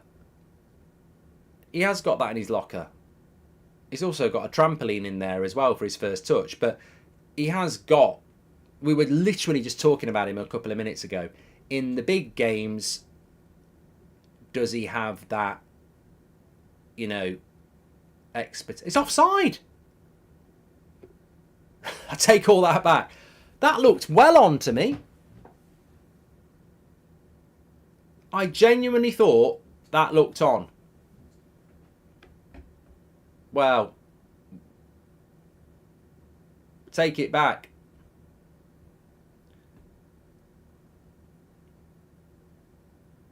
Take it back. I mean, look, it was a good finish. He's marginally offside.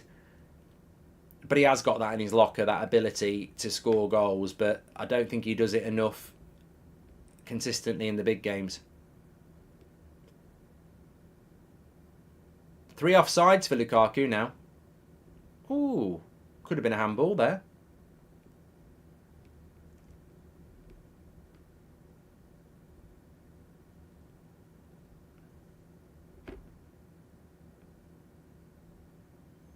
The thing about that handball there is, in Italy, that would be a handball. So I was sort of like, in the Premier League, it wouldn't be a handball. But in Italy, they would probably give that as a handball.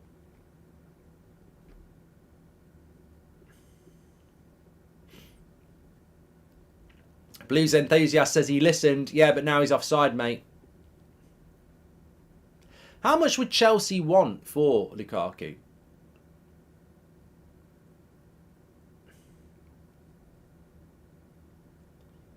I can't wait to see that offside line. They will show us because I thought he looked on.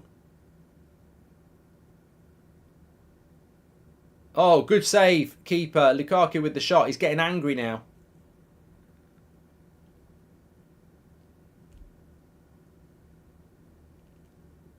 $38 million apparently, says Connor.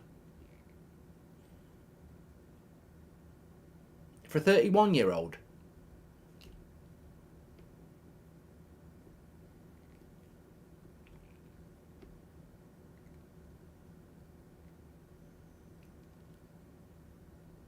Dan says Lukaku should have had the golden boot sealed already. Nobody, nobody. Mark, do you see Premier League clubs selling youth that are valued at 1 million or so for inflated fees to get around financial regulations? They're already doing it, Stuart. It's already happening, pal. Chelsea just bought a player from Villa, or the other way round, for 19 million. He's only played 5 Premier League games. I mean, what's that all about? Fair play to Chelsea and Villa and Everton and Newcastle for doing it, but it's loophole football, isn't it? J. Dot says, have you had Coors Light before? Thoughts on it? Oh, you've absolutely burnt me on a stream here. I don't mind Coors Light, and I do like Budweiser, but I'll get people saying it's piss. I'm not a beer snob. I'll tell you what I like. I love a Heineken. Can't really get Heineken in England on tap, but Hairy Lemon has it, and you might have noticed them actually. I've got my Heineken glasses there, but it's hard to get it on tap. But I do like a Heineken. Lukaku can't catch a break. Romania, please, please, please. Oh, what a save. What a save. What a chance. What a save. This game has been brilliant. I've really enjoyed it.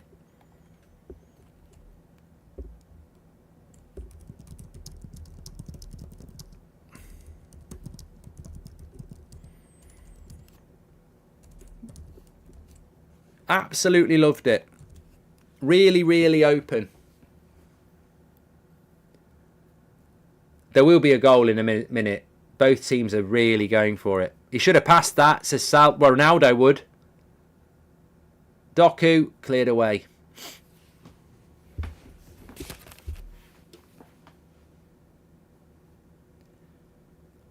We still haven't seen the graphic for the Lukaku offside yet, have we?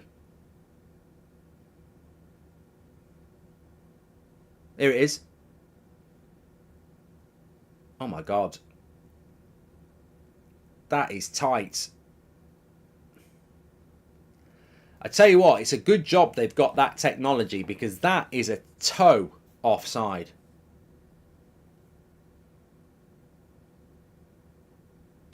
Chelsea in for Jonathan David. Ornstein reported, says Daniel. Yes, we spoke about that. Genuine back to Lukaku for golden boot, says Robert, and he knows what he's on about, Robert McCormack. So, you know, he must be pissed off because the margins are slim. Belgium have got a game to come against, either they got Ukraine, still could be some goals in that, and what did I have Belgium do? There's no point. I don't know who they play in the quarterfinals because it's so tight in that group. Only over 10,000 of you watching this game tonight. Thanks everyone for tuning in. It's been an absolute cracker. 20 minutes to go. Could go either way, this. I mean, Belgium will be getting a little bit concerned because they haven't got any points yet. And they will want to finish top of the group.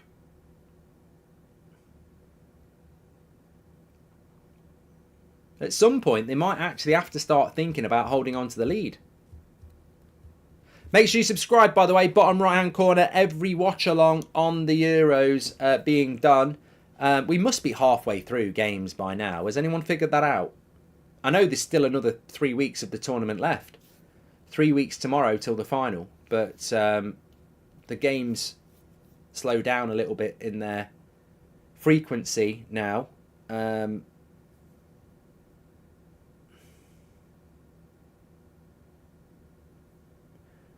We're not halfway through yet, says Jordan. No, I suppose you've got 8 games. 8, 12, 14, 15. There's 15 knockout games, and we've still got... Oh, yeah, we've still got another... Yeah. Scotland games halfway, says MKF.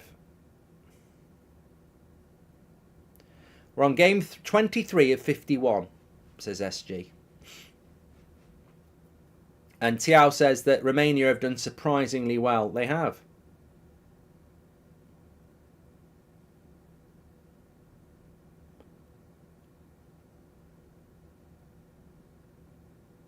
I'm going to make a couple of subs here as well. Tillemans. It's amazing that the only goal of the game was scored in the first 2 minutes. There's just been so many more chances than that. Sorry, there was a super chat I didn't read from ages ago. and I just need to go back to it. England will struggle against the Romania side, says Constantine. I don't know, though. They play quite open. If you take your chances, they're out. You're out, aren't you? You put them away. If Belgium had got the second goal, I think the game was over. That's the thing. And they do give you chances. Who would win in a boxing match between Piers Morgan or Farage? I thought it was going to be me. I'd batter both of them. In fact, those two together against me, easy work. In football terms, we've done that one from Will. Thank you very much for that, Will Banbury. Farage or Morgan? Morgan's probably younger and he's heavier as well, isn't he? I'm talking about weight for punching. Hi, Mark. How's the book ordering going, says Chris. That was the one I was going to talk about. If you want to pre-order the book, by the way, let me just pause that. Scan the QR code. It'll give you the list of where you can get them from. There's signed copies. If you're worldwide, you can get it off Amazon. And the Audible's there as well. There's also a competition to enter. We've got some prizes to give away, which are pretty cool. A pint in the Goldbridge Arms. I think we're going to give that away to a few people, actually. And, yeah, check it out. But if you don't know about the book, here it is. I'm going to be reading on the build-up to its release, which is next month. I'm going to be reading some excerpts from it and stuff over the next couple of weeks or so. So keep your eyes and ears out.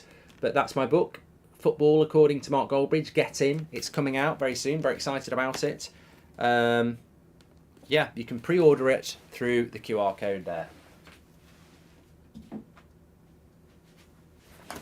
What is your Mount Rushmore for supervillains, says Howder? Oh, mate, I've been streaming for 5 hours. Don't give the brain anything that's too difficult.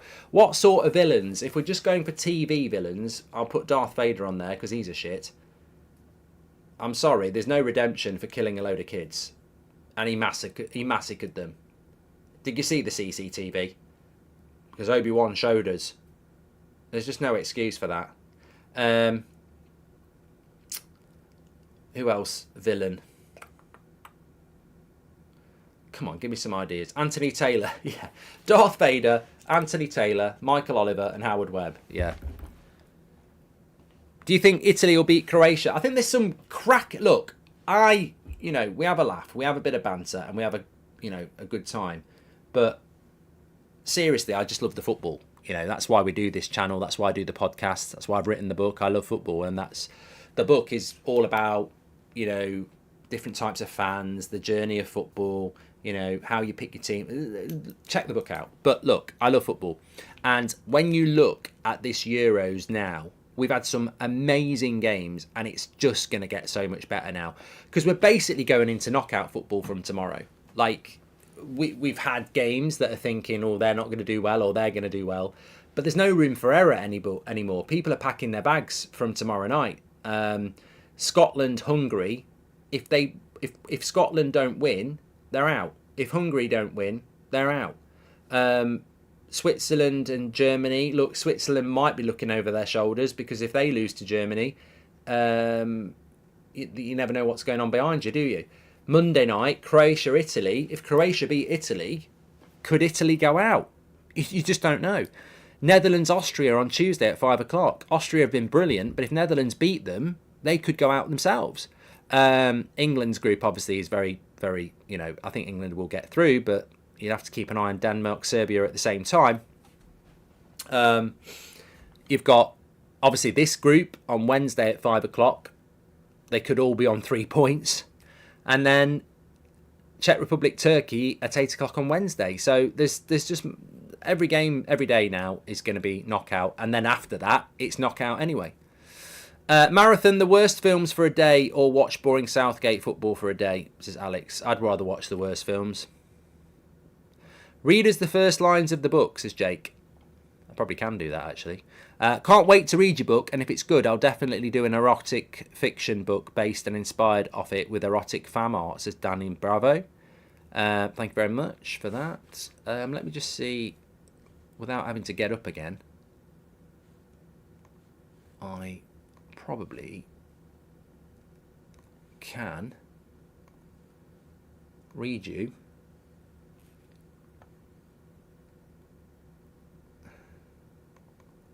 a little excerpt. They've just made a sub here.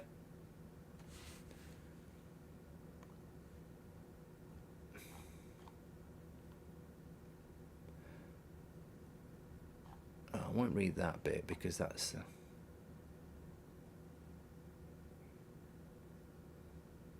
Oh, this is my edited version. I don't want to read the red bits.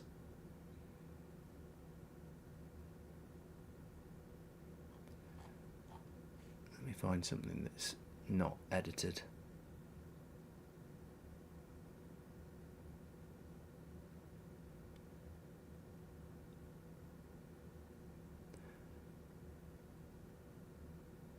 I better not read that, I'll get sued.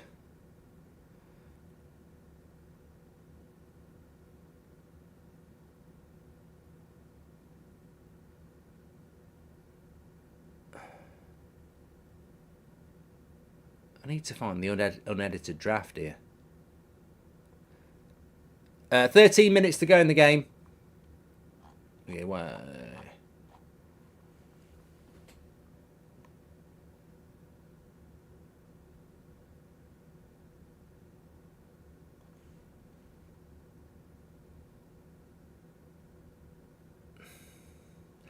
I can't really read you an excerpt because it's... I'd have to read you the whole fucking 10-page paragraph because every chapter is sort of based around different areas of my life in football, like, you know, how I supported this team, different events, you know, different prats in life who support teams in different ways, all sorts, you know, transfer window, all sorts of stuff. Chapter 6 is called Prime Carlton Palmer. I know what that's all about. Basically, my biggest... It's all about me playing football, and it's interspersed with, obviously, you know, little anecdotes and stuff. But basically, the best thing that ever got said to me, and there's a story behind it, but the best thing that ever got said to me by a scout was, you know, you played well today. You reminded me of Carlton Palmer. Now, to this day, I don't really know whether that was a compliment or a piss take. But I thought I'd played really well in the game. We had 9 men. We were in a cup semi-final. I was 15. And we'd had 2 men sent off. It was an absolute mud bath. And I was playing at... Goal. That's it. De Bruyne. That'll be the game. And it's a shame for Romania because it's just a long ball over the top. And De Bruyne has just got in. Simple as. In the Lukaku position. Up front. Keeper's gone down. I don't think that's going to make any difference to the proceedings. It's just a long ball over the top. Weird. A weird goal to concede this. It's... Reminds me of England against Germany in 2010. I mean, it's a long ball from the keeper. Yeah, he's got injured on the follow through, but it's not going to not be a goal.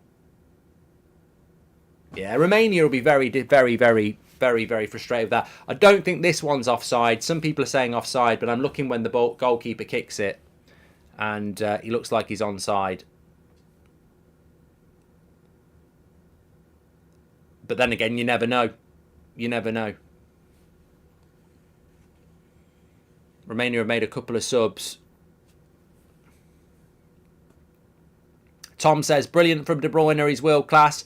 Well, it's interesting to see him in that situation, isn't it? That goal's been given, it is 2-0. Shadow says, you should call your next book Southgate, according to Mark Goldbridge, Get Out. And did British London publish it? Do, if you know one, you know. Says Chris. And how many Howder says, how many languages will your book be translated to? And please do not read the end. We'll not know who the killer is. Will says, did you write the book yourself or did you receive help like some famous people have? No disrespect intended, just interesting to know, says Will. And Mark, who's the dark horse? I will answer these, I'm just catching up. Who's the dark horse in the tournament now, says All Day Gamer. Well, can people just give us a few comments on who they think is the dark horse? Because I think that's a very good point from All Day Gamer, because everyone's played 2 games now. So who is the dark horse? I think... look, a dark horse is contextual.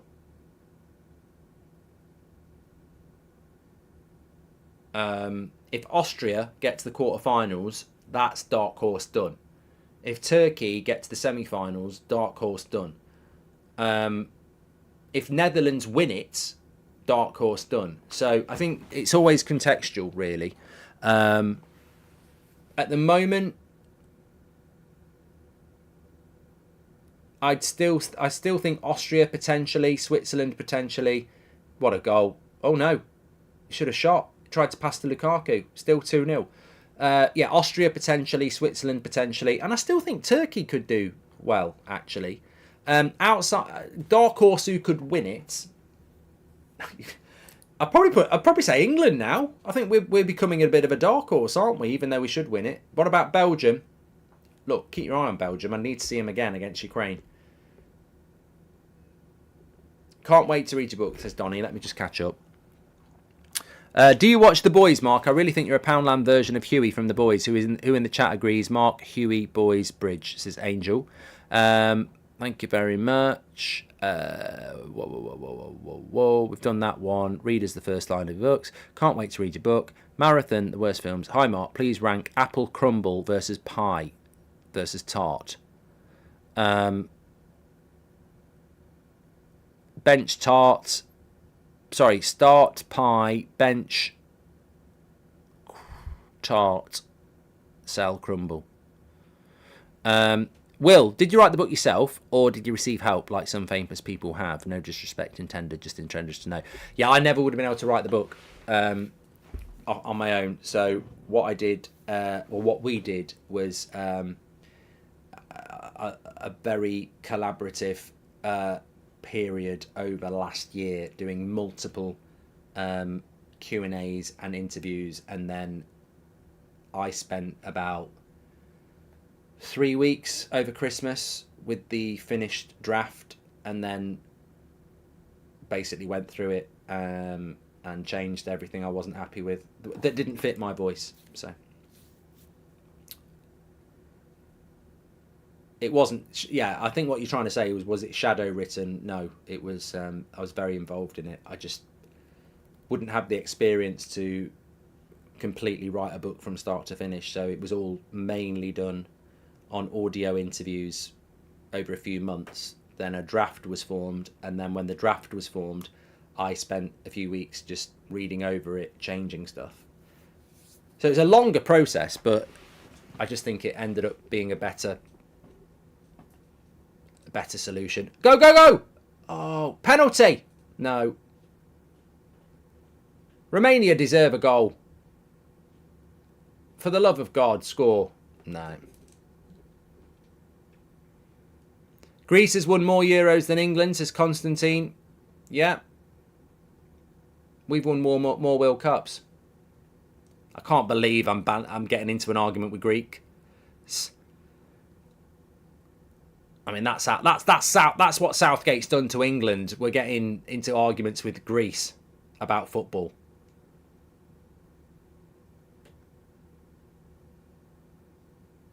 Do you think Romania will beat Slovakia?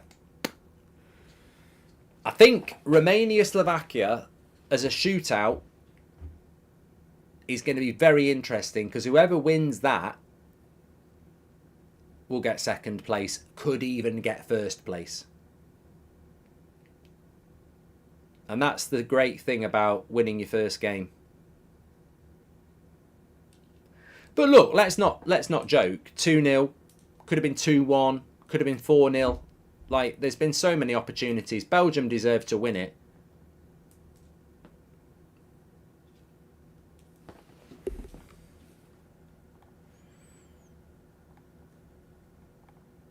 Somebody just said there's been some Dan Ashworth news. I'll have a look.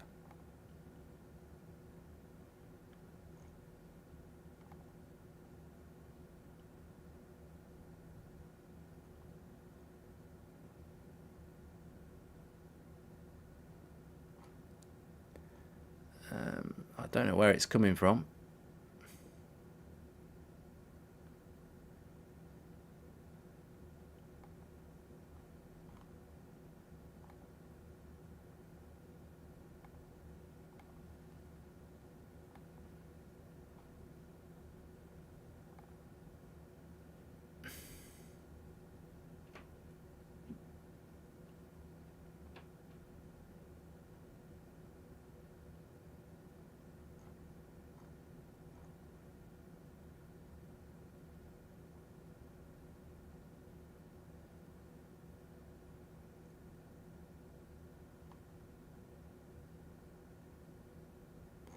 I can't see anything about Dan Ashworth.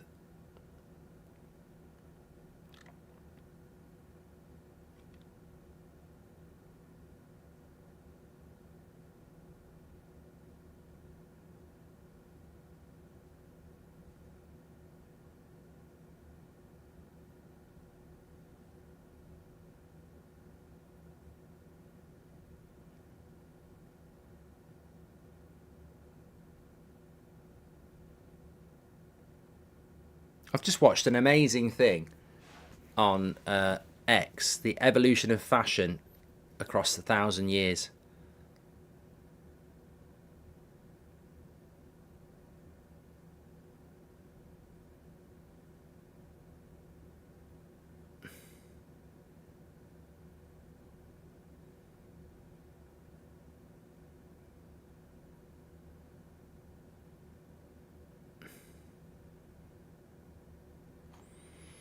Mad. I can't find that about Dan Ashworth, so I don't know where anyone's doing that. It's just banter. In the end, I support England. No hard feelings, says Constantine. Have you read many sports autobiographies? Kenneth, yeah, I've read loads. Loads. Yeah, I used to love them. I used to go on holiday in my 20s to like Mallorca or something, out at night, and then in the day, I'd be just sat by the pool, reading a book, having a beer. Loved it. Lukaku. He'd love a goal, and he might just get one. Oh, great save by the keeper. I mean, I got to say, as much as people take the piss out of Lukaku, he easily could have had 6 goals in this tournament so far. It's not been bad finishing. It's been offside and good saves.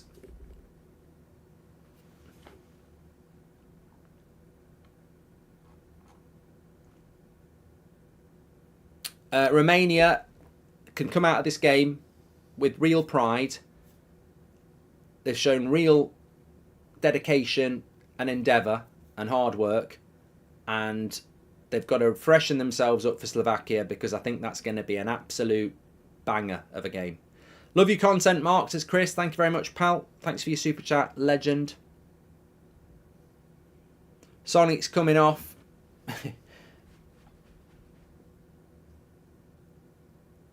De Bruyne man of the match, says Citizen.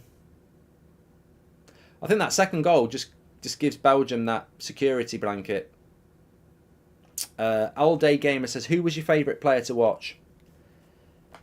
Well, it's got to be a Man United player, because that's the team I've always watched the most. So I think Rooney was a great player to watch. I think different eras, different teams. Cantona was great to watch. I loved Beckham, Scholes, Keane, all sorts of different players. I mean, I really liked watching Vidic. You know, I've got a real appreciation of different positions. Dennis Irwin was a fantastic player at fullback.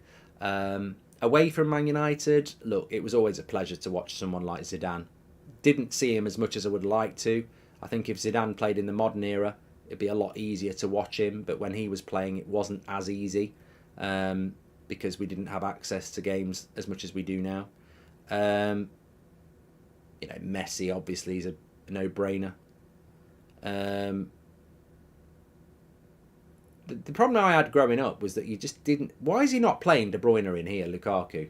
Fucking hell. He does anyway. Keeper defended as well. The problem I had growing up is that we had some really good players, and, you know, I caught a bit of Maradona. Maradona was a really good player, but we just didn't get enough opportunities to watch them. You're so blessed these days, you know, you got hipsters watching Portuguese second division games talking about the next Modric, because they can watch it if they want to. They had to pass that ages ago, Tricks, you're right.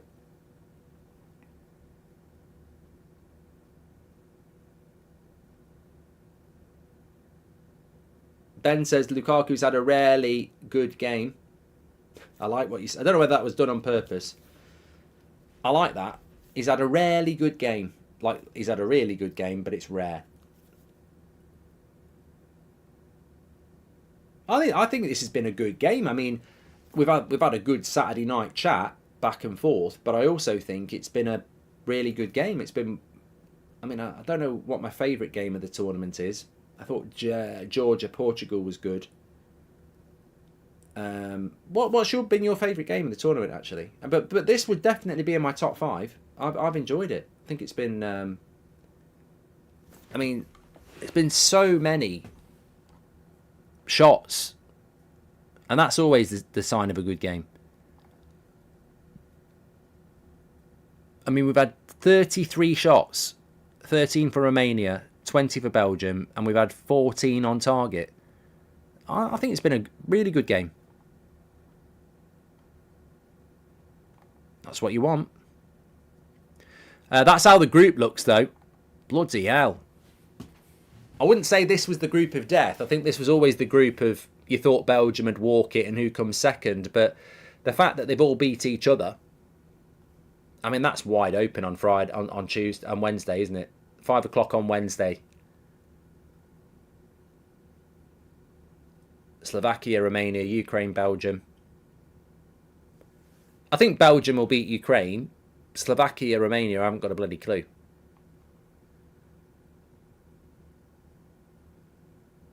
Can we get an Olympic breakdancing watch-along, says 100T Frankie.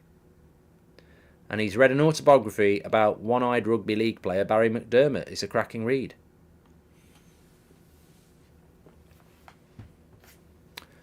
Poland, Australia. Poland, Austria was a good game. You're right, Paul. Yes. Georgia, Turkey, says the amazing Crapo. Albania, Croatia, says Soab. Was a good game. Croatia, Spain was a good game as well. Diego, yeah. I love all this because it shows you that you're watching the games. The best games in this tournament have not been the high-profile games. It's not been France. It's not been England.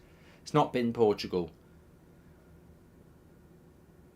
You know, I think Germany have been good, but the opposition, Hungary and Scotland, haven't. So it's been a bit one-sided, hasn't it?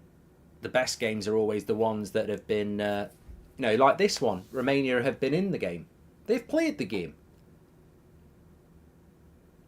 What was the Turkey game like earlier? Good. Good. 3-0. Again, I don't think it was a 3-0 game. Portugal deserved to win it, but Turkey just lacked a cutting edge. But a bit like, in fact, it was very similar to this game, actually. Portugal and Turkey, apart from the fact that I think, obviously, they were closer matched. Whereas in this one, Romania just don't have the players to compete with Belgium. They've given a good account of themselves. Romania manager looks like Alec Baldwin, says Aaron Webb. Yep. Okay, we'll move on. Don't want any jokes about that. Very serious matter going on there, isn't it?